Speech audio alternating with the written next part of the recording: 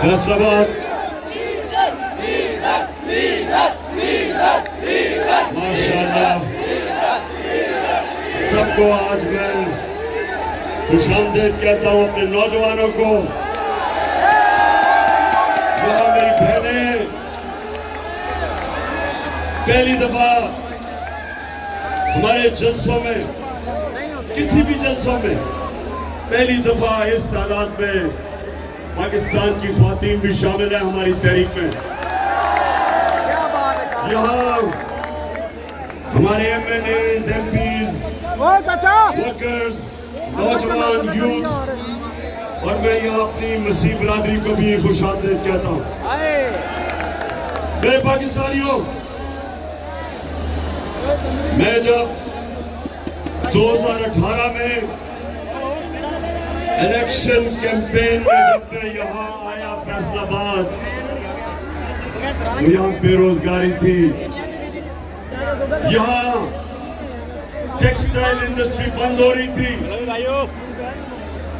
Housing societies बनाई जा रही थी, टेक्सटाइल इंडस्ट्री बंद करके बेरोजगारी थी। और मैं अल्लाह का शुक्र अदा करता हूँ कि हमारे 3.5 साल में यहाँ टेक्सटाइल इंडस्ट्री भी उठी, यहाँ रोजगार भी मिला, इर्द गिर्द किसानों के पहली दफा किसानों के पास इतना पैसा आया, उनकी फसलों के ऊपर उनको पैसा मिला। गन्ना जो किसान उगाता था और जो शुगर माफिया उसको पैसे नहीं देता था, हमने उनको पैसा दिलवाया, हमने टाइम पे कीमत दिलवाई। और जब पैसा गया देहात में, किसान ने अपनी जमीनों पे लगाया, और पिछले 2 साल हमारे सबसे ज्यादा 4 बड़ी बड़ी फसलों की पैदावार हुई और कीमत भी मिली। आज जब मैं फैसलाबाद यहाँ पहले मैंने जलसा किया, 2 महीने पहले, अब मैं फिर यहाँ आपके पास। कभी भी सियासी जलसे 3-4 साल के बाद एक शहर में होते थे, उससे पहले नहीं होते थे। ये पहली दफा है कि 2 महीने में फिर फैसलाबाद जलसा कर रहा हूँ। माशाअल्लाह इस तादाद में हमारे लिए जलसा है। लेकिन मुझे अफसोस से कहना पड़ता है कि फैसलाबाद में इंडस्ट्री बंद हो रही है, पावर लूम वाले मेहनत कश वो बंद हो रहे हैं। जो शटल 3 चीजें हमने करनी है आगे से कि अगर इस मुल्क में सैलाब आए तो वो इतनी तबाही ना मचाए। नंबर 1, हमें डैम्स बनानी पड़ेंगी। मैं फख्र से कहता हूं कि 50 साल के बाद हमारी हुकूमत थी जिसने 10 डैमें बनाई, जिसमें 3 बड़ी डैम्स थी 50 साल के बाद। और हमने अभी और डैम्स की फिजिबिलिटीज बनाई हुई थी, और अगर 3-4 साल और मिल जाए हमें तो कभी भी इस तरह की तबाही फ्लड्स नहीं मचाएंगे आने वाले वक्त में इंशाअल्लाह। तो सबसे पहले डैम्स बनानी है। नंबर 2, ये जो मौसम की तब्दीली है, इसके लिए जो हमने 10 अरब दरख्त लगाने का हमारा जो प्रोग्राम है, वो एक ही तरीका है कि हम ये जो क्लाइमेट चेंज है, मौसम की तब्दीली है, ये जो मौसम गर्म हो रहा है, एक ही तरीका है इसकी गर्मी कम करने का कि सारी कौम मिलकर आने वाली हमारी नस्लों को बचाने के लिए हम सब मिलकर शजरकारी करें। इंशाल्लाह वो हमारा दूसरा प्लान है। खाने वाले खुद हजम हो जाएंगे, खुद हजम हो जाएंगे, और कुश्तों से जो व्यक्ति बैठे सब भीड़ में मिल जाएंगे। अभी मैं आपको फैसलाबाद अभी बड़ी अच्छी अच्छी वीडियोस भी दिखाने लगा हूं।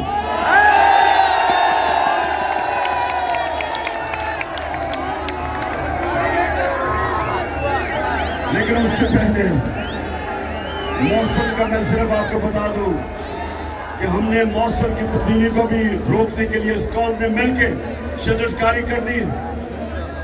हमने डैम्स बनानी है। और तीसरी चीज, जब पानी आता है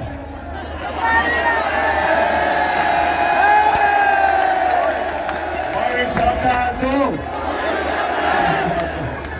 जब पानी आता है तो उसको निकालने के लिए ड्रेनेज सिस्टम चाहिए ताकि वो तबाही ना मचाए। अगर पानी के रास्ते में अगर आप पानी को निकलने नहीं देंगे तो वो फिर तबाही मचाएगा। तो इसलिए ये भी अभी हमने ड्रेनेज सिस्टम ठीक करना है। जिस तरह दराय सिंध के साथ राइट बैंक और लेफ्ट बैंक कैनाल है जो बंद है, जो कब्जे हो गए हैं। कई कराची की तबाही है क्योंकि नालों के ऊपर लोगों ने कब्जे कर लिए। तो इंशाल्लाह ये तीसरी चीज। और चौथी, इंशाल्लाह अगले इतवार को मैं फिर से टेलीथॉन करूंगा और खास तौर पे बैरून मुल्क पाकिस्तानियों से इंशाल्लाह अरबों रुपया आपको इकट्ठा करूंगा सैलाब के मुतासरीन के लिए। अच्छा, फैसलाबाद थोड़ी सी जरा संजीदा बातें देखिए। फैसलाबाद वो शहर है, इंडस्ट्रियल सिटी है, पाकिस्तान का मैनचेस्टर है। अगर यहां हम अपनी सनत और सनतकारों की मदद करेंगे, वो सनतकारी करेंगे और सरमायाकारी करेंगे, फैक्ट्रियां बनाएंगे, नौकरियां मिलेंगी, मुल्क में दौलत में इजाफा होगा। और अब मुल्क जब एक्सपोर्ट करता है तो मुल्क के अंदर डॉलर आते हैं। तो नौजवानों, मैं चाहता हूं कि आपकी तरबियत भी करूं और आपको तालीम भी दूं कि हमने अपने मुल्क को कैसे उठाना है, कैसे किसी मुल्क बनाना है। तो कोई भी मुल्क जब तक, जिसको अंग्रेजी में वेल्थ क्रिएशन, जब तक वो मुल्क में अपनी दौलत के अंदर इजाफा नहीं करता, जब तक वो मुल्क में दौलत की इजाफा नहीं करता, अपनी एक्सपोर्ट्स नहीं बढ़ाता, तो वो इसी तरह कभी IMF की गुलामी तो कभी किसी की गुलामी, और उसका सरबरा फिर ये करता है जो कि अभी शहबाज शरीफ कहता कि मैं भी होके आया हूं। तो वो क्या कहता, जरा ये देख लें। मैं सऊदी से होके आया हूँ। मैं नहीं कि होके आया हूँ, मैं कब भी होके आया हूँ। तो मैंने भाई को कहा कि आप हमारे बड़े अजीम भाई हैं, हमेशा आपने हमारी मदद की।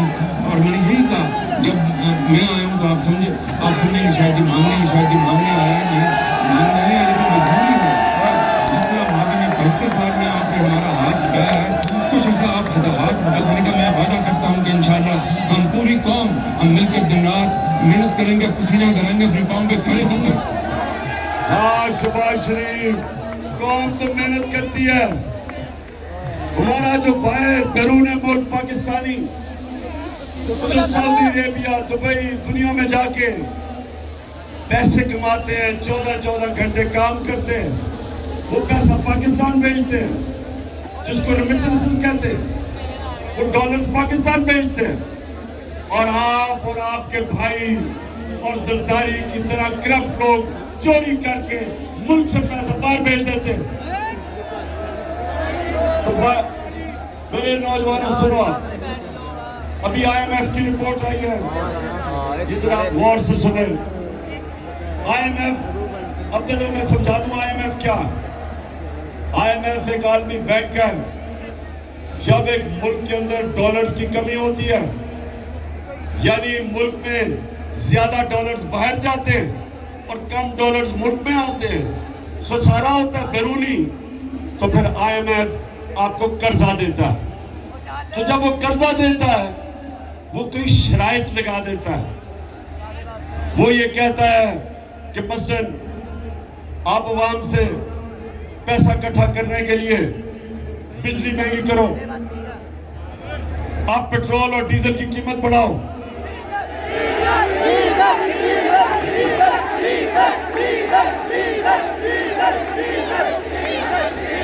वो जोर लगाता है, वो कहता है कि जब तक खसारा खत्म नहीं होता तो तुम कीमतें बढ़ाओ। हम जब हमारी हुकूमत थी हम क्या कर रहे थे? हम कहते थे IMF को कि देखो हम अपनी दौलत में इजाफा करेंगे, हम अपनी इंडस्ट्री को इंसेंटिव देंगे कि ताकि इंडस्ट्री ज्यादा पैदावार पड़े, ज्यादा इंडस्ट्रीज लगे। हम अपने किसान को उसकी मदद करेंगे ताकि वो ज्यादा पैदावार, उसकी फसलें ज्यादा पैदावार करें। और जब ज्यादा पैदावार होगी हमारी दौलत में इजाफा होगा, हम आपके कर्जे भी वापस कर देंगे और हम अपनी आवाम के ऊपर बोझ कम करेंगे, क्योंकि जब हमारा टैक्स बढ़ जाएगा उस टैक्स से हम आवाम को सस्ती बिजली भी देंगे, सस्ता डीजल और पेट्रोल भी देंगे। तो हमने फैसलाबाद, गौर से सुनो, हमने पाकिस्तान की तारीख में सबसे ज्यादा टैक्स का पैसा इकट्ठा किया, क्योंकि हमने दौलत में इजाफा किया, हमें टैक्स ज्यादा मिला, हमने करप्शन कम की और तारीखी टैक्स इकट्ठा किया, जिसकी वजह से जब 4 महीने पहले पेट्रोल 1 लीटर 150 रुपए का था, सिर्फ 4 महीने पहले आलमी मंडी में तेल तब $103 का था। और ये जरा सुन ले, नोट करें, ये $103 का आलमी मंडी में तेल था और हम आपको पेट्रोल 150 रुपए लीटर दे रहे थे। आज आलमी मंडी में तेल $96 है, कम हो गया, लेकिन आज आपको 236 रुपए लीटर पेट्रोल पड़ रहा है, क्योंकि हमने अपने पेट्रोल की कीमत नीचे रखी थी। हमने टैक्स से ज्यादा पैसा इकट्ठा करके हमने आवाम पे बोझ नहीं पड़ने दिया। हमने बिजली की कीमत हमारे दौर में 18 रुपए लीटर, 18 रुपए यूनिट थी, आज 36 रुपए यूनिट है, दुगनी, और टैक्स लगा के तो 50 रुपए यूनिट बन जाती है। हमने लोगों के ऊपर बोझ नहीं पड़ने दिया, हमने आवाम के ऊपर बोझ नहीं पड़ने दिया। 4 महीने के अंदर, और तो छोड़ें डीजल किधर गया, पेट्रोल किधर गया, बिजली किधर गई। आज आटा कराची के अंदर जो हमारे दौर में 20 kg आटा 850 रुपए पे बिक रहा था, कराची में आज 2000 रुपए पे नहीं मिल रहा। तो ये कौन सी क़यामत आ गई कि 4 महीनों के अंदर महंगाई आसमान पे और माइशत जमीन पे। ये इन्होंने किया है इस इंपोर्टेड हुकूमत ने। और IMF क्या कह रहा है? IMF कह रहा है आगे भी हालात बुरे हैं। IMF ये कह रहा है कि आने वाले दिनों में अभी बिजली और महंगी होगी, करनी पड़ेगी पाकिस्तान को बिजली और महंगी। वो ये कह रहे हैं कि ये हुकूमत कमजोर तरीन हुकूमत है, यहाँ पॉलिटिकल स्टेबिलिटी नहीं, यहाँ सियासी इस्तेकाम नहीं। इसका मतलब कि सरमायाकारी नहीं होगी, इसका मतलब दौलत में इजाफा नहीं होगा, इसका मतलब हमारी मैशत सुधरती जाएगी, इसका मतलब बेरोजगारी बढ़ेगी, इसका मतलब फैक्ट्रियां बंद होगी, इसका मतलब कीमतें ऊपर जाएंगी, कीमतें ऊपर जाएंगी और बेरोजगारी बढ़ेगी। ये IMF ने रिपोर्ट दी है। तो मैं आज सवाल पूछता हूं कि सब जिन्होंने साजिश करके इन चोरों को हमारे ऊपर मुसल्लत किया था, आज कौम को जवाब दे कि तुमने किया क्या? कौन सा?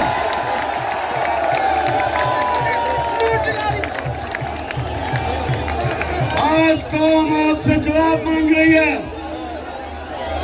सब जो मुलव्वस थे इसमें, इन चोरों को हमारे ऊपर मुसल्लत किया, और उन चोरों ने सिर्फ एक काम किया, आते साथ ही 1100 अरब रुपए की अपनी चोरी आते साथ ही इन्होंने माफ करवाई। आते साथ ही असेंबली में इन्होंने बिल पास किया, और बिल पास करके 1100 अरब रुपया जो इन्होंने अवाम से चोरी किया था वो इन्होंने माफ करवाया। नौजवानों, फिर से मैं आपको बता दूं, करप्शन और चोरी में क्या फर्क है? करप्शन और चोरी में क्या फर्क है नौजवानों? टेस्ट कर रहा हूं मैं तुम्हारे में कितना शऊर है। बताओ, चोरी होती है जो आपकी जेब से मोबाइल फोन चोरी कर ले। चोरी होती है कि आपके घर में आके कोई चोरी करके आपका टीवी उठा के ले जाए, आपके पैसे चोरी कर ले। इसको चोरी कहते हैं। करप्शन वो होती है जो मुल्क का पैसा चोरी किया जाता है, जो सबका, जो पैसा आपके स्कूलों पे, अस्पतालों पे, सड़कों पे, कीमतें कम करने पे, जो पैसा कौम पे खर्च होना हो वो चोरी करके ले जाते हैं। इसको करप्शन कहते हैं। और IMF ने एक और बात की, ये पहली दफा IMF ने ये बात की है कि एक बहुत बड़ी वजह कि पाकिस्तान के जो माशी हालात इतने बुरे हैं, जो हमारा दिवालिया निकला है, उन्होंने कहा एक बहुत बड़ी वजह हुकूमती करप्शन है। ये पहली दफा IMF ने कहा। तो अब मैं जरा आपको बताऊं फैसलाबाद करप्शन होती क्या है। नौजवानों, जरा अब आप तैयार हो, आपको मैं वीडियो दिखाने लगा हूं। करप्शन होती क्या है? करप्शन होती यह है कि जब मसलन मैंने एक पावर प्लांट लगाना पाकिस्तान में, उसकी कीमत है 100 अरब रुपया। मैं क्या करता हूं, मैं मुल्क का प्राइम मिनिस्टर या वजीर हूं, मैं क्या करता हूं, उसकी कीमत उठा के 120 रुपए कर देता हूं, 120 अरब रुपया, 20 रुपए जेब में डाल लेता हूं। वो पावर प्लांट जो दुनिया में 100 अरब रुपए में बने हैं, वो पाकिस्तान में 120-30 रुपए पे 30 अरब रुपए के बने। जो 30 अरब रुपया, जो 30 अरब रुपया जो ऊपर जो कीमत बढ़ा के करते हैं, वो अवाम को कीमत अदा करनी पड़ती है महंगी बिजली से। और वो क्योंकि 30 अरब रुपया मुल्क में नहीं छुप सकता, क्योंकि वो बैंकों में डालेंगे, लोग पूछेंगे, तो वो मुल्क से बाहर भेजते हैं, वो चोरी करके बाहर भेजते हैं। तो अब मैं आपको बताऊं कि जो हमारे साहिब इक़्तिदार जो 30 साल से इस मुल्क में चोरी कर रहे हैं, 2 खानदान, शरीफ खानदान और जरदारी खानदान, मैं जरा आपको खुद देखेंगे कि ये चोरी करते कैसे और पकड़ी कैसे जाती है। जी,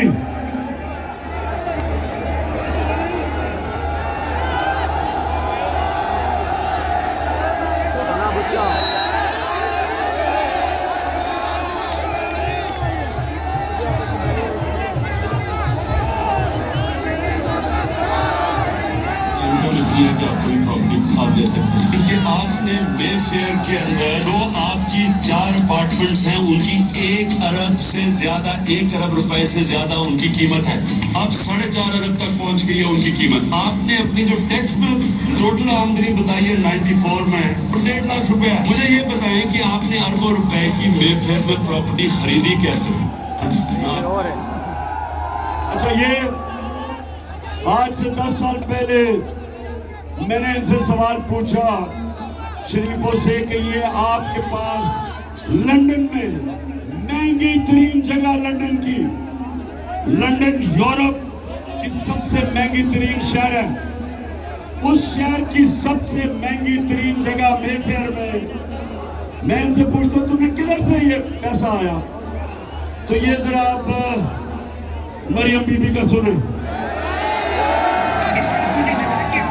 बेवकूफ नहीं बना सकते। मेरी लंदन में प्रॉपर्टीज से दूर की बात है, मेरी पाकिस्तान में भी कोई प्रॉपर्टी नहीं है। मैं अपने वालिद के पास मुझे समझ नहीं आई कि मेरी और मेरी वालदा की और बहन मरियम की प्रॉपर्टीज के कहाँ से निकाल के ले आए हैं। मेरे नाम पाकिस्तान में कोई प्रॉपर्टी नहीं है, ये तो इंग्लैंड की बात है।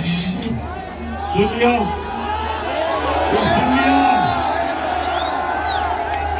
ये मरियम को नहीं पता था कि एक हदीस है कि शैतान आपके गुनाह दुनिया में नशर कर देता है, कि आप जितना मर्जी गुनाह छुपाना चाहे शैतान दुनिया में नशर कर देता है। तो उनको नहीं पता था आज से 9 साल पहले कि एक इंटरनेशनल इंकशाफ हो जाएगा जिधर उनकी मेफेयर की अरबों रुपए की प्रॉपर्टी के ऊपर भी इंकशाफ होगा कि ये इनकी है। ये कहती है ना मेरी नहीं है। अब ये सुने,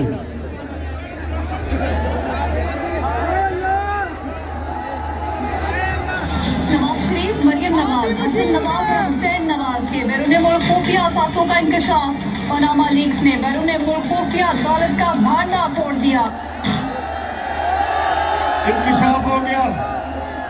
वो कह रही थी कि मेरी प्रॉपर्टी नहीं। अब ये उनके भाई साहब जब इंकशाफ हो गया तो 2016 में वो क्या कहते हैं, ये सुने। मैं इस बात को तस्लीम करता हूँ कि अल्हम्दुलिल्लाह पाक लैंड के ऊपर जो अपार्टमेंट्स हैं वो अल्हम्दुलिल्लाह हमारे। मैं इस बात को तस्लीम करता हूँ कि उनको ऑफशोर कंपनीज नेस्कॉल लिमिटेड और नीलसन लिमिटेड जो है उनको ओन करती हैं। और मैं आपको ये भी अर्ज करता हूँ उनको होल्ड कर रही है इस वक्त मरियम नवाज शरीफ, मेरी हमशीरा हैं। ठीक है जी, समझ गए? अब समझ गए? ये समझ गए कि करप्शन क्या होती है। यहां से पैसा चोरी किया, हुंडी हवाले से लंदन भिजवाया, उधर क्योंकि नवाज शरीफ अपने नाम पर ही लेना चाहता था, कंपनी बनाई, कंपनी की मालिका बनाई मरियम नवाज, और उसके नाम पे 4 महंगे तरीन अरबों रुपए के लंदन में प्रॉपर्टी ले ली। अब ये क्यों कह रहे थे कि हमारी नहीं है? क्योंकि ये बता ही नहीं सकते कि किधर से पैसा आया कि इतनी महंगी प्रॉपर्टीज ले ले। अच्छा, जब ये सारा सामने आ गया तो लोगों ने मरियम से पूछा कि ये बताएं कि जनाब आपके पास पैसा किधर से आया। तो आप ये जरा सुने कि मरियम क्या कहती है, सुने जरा। हसन हुसैन के पास आज जो भी है वो उनके वालिद से उनको नहीं आया। वो कहते हैं ना, ये पैसा कहाँ से आ गया कि बच्चे इतनी छोटी छोटी उम्रों में अमीर हो गए और अरबपति हो गए। तो नहीं, वो एक अरबपति दादा के होते हैं। उस अरबपति दादा के पोते हैं जो 1960s और 70s में पाकिस्तान का अमीर तरीन इंसान था। ये जो एसेट्स हैं, ये जो बिजनेस के लिए पैसा है, ये सारा दादा से डायरेक्टली बच्चों को ट्रांसफर हुआ। सुन लिया ये? सुन लिया? मरियम कहती है कि हमारा तो दादा इतना अमीर आदमी था, हमारे पास तो ये पैसा दादे ने दे दिया। अच्छा, अब दादे ने दे दिया तो दादे का जो बेटा शहबाज शरीफ था वो ये क्या कहता है? मेरा खानदान मेरे खानदान को 22 खानदानों में शुमार नहीं होता था। मुझे इसके ऊपर बाइस फख्र है कि मेरे वालिद का ताल्लुक एक गरीब किसान के घराने से था, हिंदुस्तान से।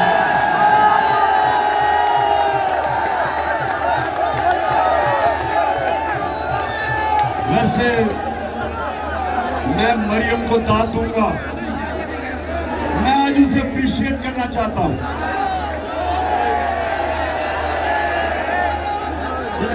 क्यों कि इतना बड़ा झूठ बोलते हुए एक भी मुंह से लाइन इधर उधर नहीं हुई।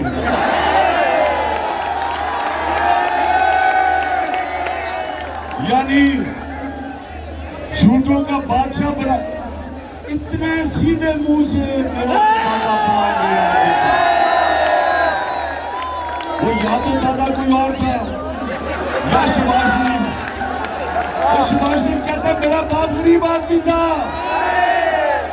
वो कहती है मेरा दादा अरबपति था। ये मैं आपको क्यों दिखा रहा हूं? ये इसलिए दिखा रहा हूं मेरी कौम आप समझ जाओ कि 30 साल से आपके मुल्क को लूटा जा रहा है।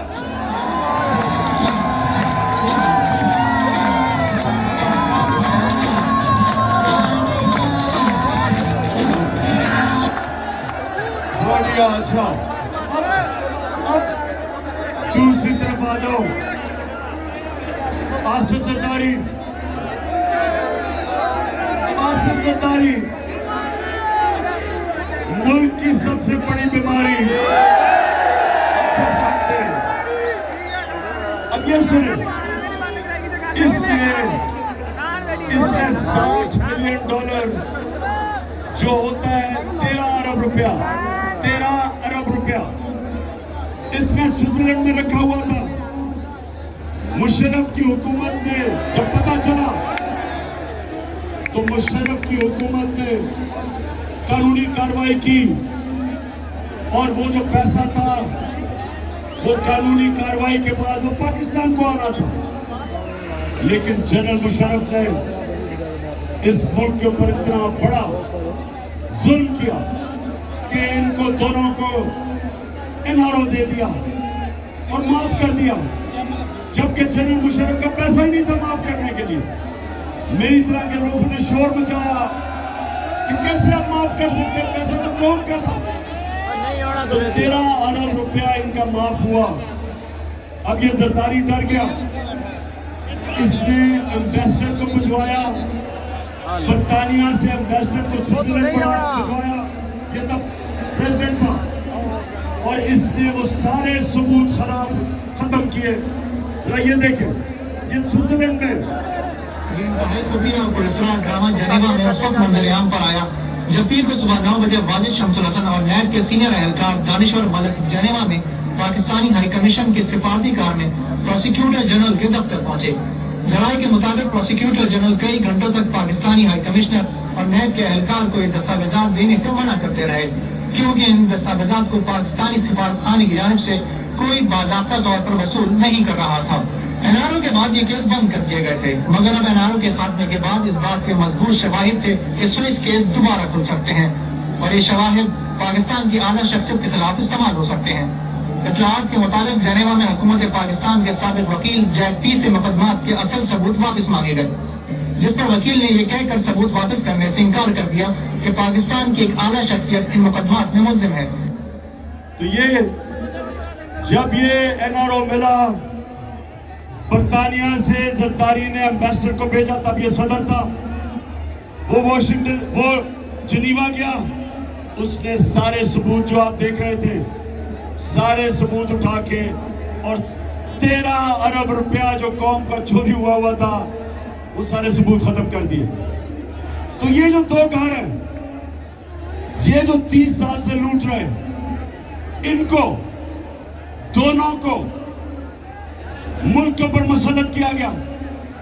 और ये जो दो घर हैं, ये पाकिस्तानियों गौर से सुन लें, ये 20 साल एक दूसरे को चोर कहते रहे। 20 साल जरदारी कहता था नवाज शरीफ चोर है और नवाज शरीफ कहता था जरदारी करप्ट है। 20 साल।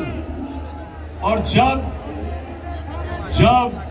तहरीक इंसाफ की सुनामी आई, दोनों इकट्ठे हो गए, दोनों चोर मिल गए।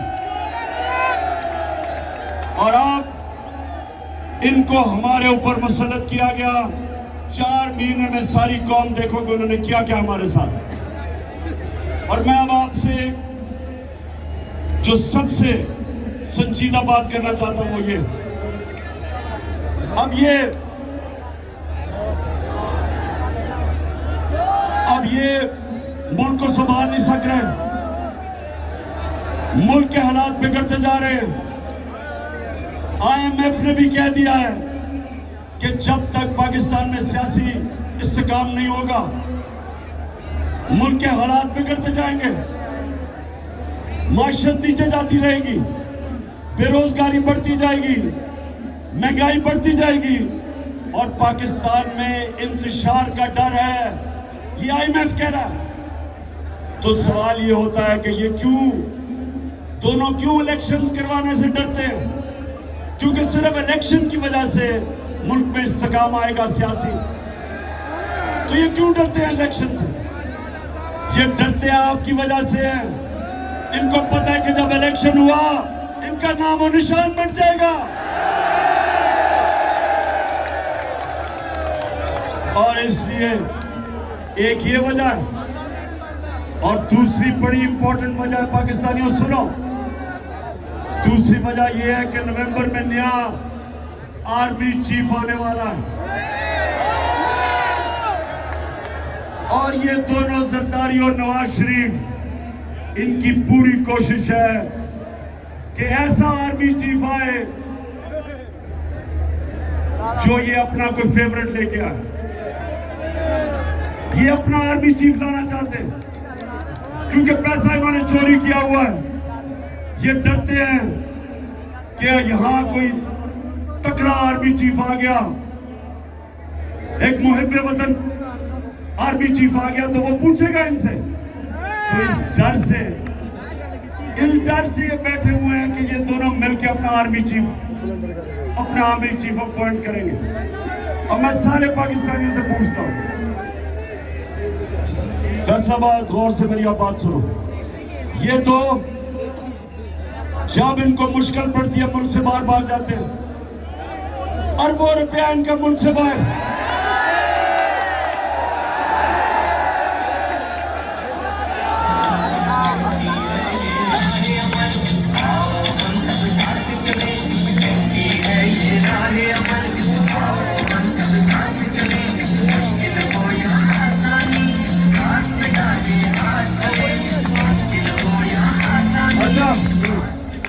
तो ये सुने गौर से, दोनों का पैसा बाहर पड़ा है। दोनों जब मुश्किल आती है, जरदारी जेल से निकल के मुशर्रफ के दौर बाहर भाग गया, नवाज शरीफ जेल से निकल के मुल्क से बाहर भाग गया, NRO लेके दोनों वापस आ गए। फिर थोड़ी मुश्किल पड़ी जब जरदारी ने कहा मैं ईंट से ईंट बुझा दूंगा, डर के फिर बाहर भाग गया। नवाज शरीफ वो जो झूठ बोल के यहां से गया, वो फिर बाहर भाग गया। बच्चे इनके बाहर, इसके नवाज शरीफ के दो बेटे कहते हैं कि हम पाकिस्तान के शहरी नहीं, वो बाहर बैठे। जरदारी वो आदमी है जिसने मेमो गेट के अंदर अमेरिकनों को कहा था, हुसैन हक्कानी को उसने भेजा, एडमिरल मलन को, कि मुझे पाकिस्तानी फौज से प्रोटेक्शन चाहिए। ये सुने जरा। उधर नवाज शरीफ डॉन लीग्स में हिंदुस्तान को कहता है कि हम गवर्नमेंट तो चाहती है लेकिन फौज दहशतगर्दी नहीं रोक रही। ये डॉन लीग्स में कहता है। बरका दत्त को मिलता है, बरका दत्त लिखती है सार्क कॉन्फ्रेंस काठमांडू में, ये छुप के नरेंद्र मोदी से मिलता है अपनी फौज से डर के। अब ये दो लोग, पैसा इनका बाहर पड़ा, जो वहां की ताकतें जो इनको लेके आई, जिधर इनका पैसा पड़ा, ये उनके गुलाम हैं। तो मेरा सवाल ये है कि क्या आर्मी चीफ उनसे NOC लेके बनाएंगे? ये मैं सारी कौम के सामने समझता हूं कि ये सिक्योरिटी रिस्क है। ये दो वो लोग हैं जो मुल्क के गद्दार हैं। पैसा बाहर, इंटरेस्ट बाहर, करप्ट। ये माजी में डॉन लीग्स और मेमोगेट, किसी सूरत इस मुल्क की तकदीर इनके हाथ में नहीं होनी चाहिए। इस मुल्क का आर्मी चीफ मेरिट के ऊपर होना चाहिए। जो सबसे मेरिट पे है उसको आर्मी चीफ बनना चाहिए। किसी की पसंदीदा आर्मी चीफ नहीं होना चाहिए, किसी का फेवरेट नहीं होना चाहिए। तो फैसलाबाद अब मुझे पता है हिंदुस्तान का मैच शुरू होने लगा पाकिस्तान का।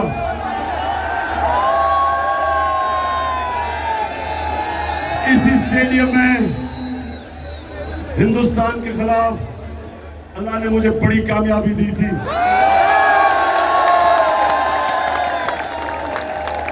आज भी हम सोचते हैं कि हमारी इंशाल्लाह टीम अच्छी करेगी। तो मैं फैसलाबाद आपसे आखिर में देखें, जिधर हमारा मुल्क खड़ा है, मैं नौजवानों को खास तौर पे आज कहना चाहता हूं, मेरे नौजवानों, आपने तैयार होने मेरी कॉल के लिए। इस मुल्क की हकीकी आजादी के लिए आपने मेरे साथ खड़ा होना है। आप सब मुझे बताएं कि क्या जब मैं आपको कॉल दूंगा आप मेरे साथ निकलेंगे? माशाल्लाह और इंशाल्लाह। और मैं अपनी बहनों को भी खास तौर पे, क्योंकि हमारी ख्वातीन भी घरों में इनकलाब आ रहा है। दो तरह के इनकलाब होते हैं फैसलाबाद।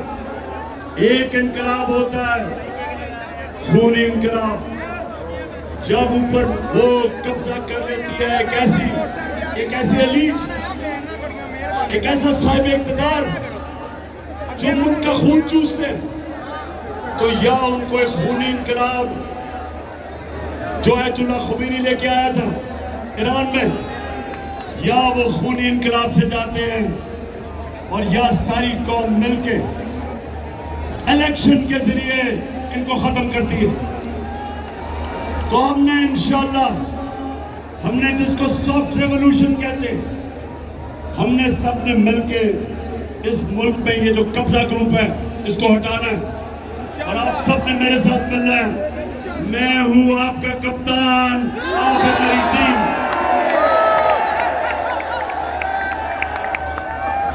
और फैसलाबाद इलेक्शन भी आ रहा है, यह एक इलेक्शन भी है, आपको पता है लोटों का। फैसलाबाद में भी एक दो लोटे निकले हैं।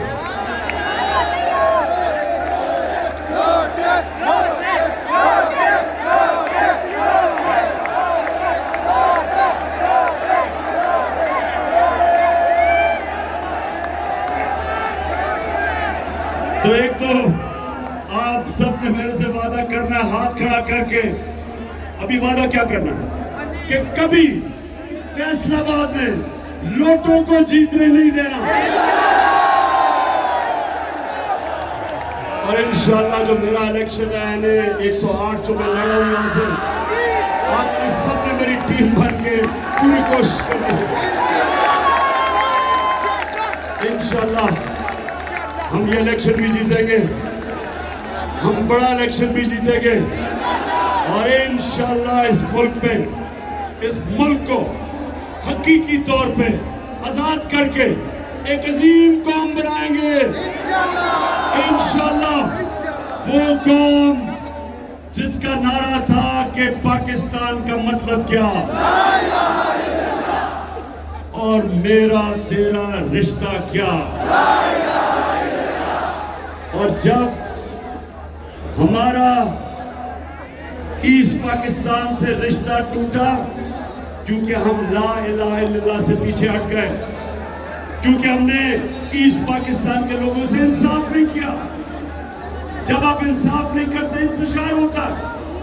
और अल्लाह का हुक्म है, अल्लाह का तो हुक्म है कि मेरी जमीन पे इंसाफ कायम करो। तो फैसलाबाद हमारा रिश्ता सारे पाकिस्तानियों का ला इलाहा इल्लल्लाह, और हमारा अल्लाह से वादा है ला इलाहा इल्लल्लाह के हम सिवाय अल्लाह किसी के सामने नहीं झुकते, ना अमेरिकनों के सामने झुकते, ना पैसे के सामने झुकते, ना खौफ के बुत के सामने झुकते, ना लालच के सामने झुकते। हम एक खुददार कौम है, हम एक गैरतमंद कौम है। और इंशाल्लाह हम एक दिन आएगा कि सारी दुनिया में हमारे हरे पासपोर्ट की इज्जत होगी। पाकिस्तान जिंदाबाद। know the penalties involved.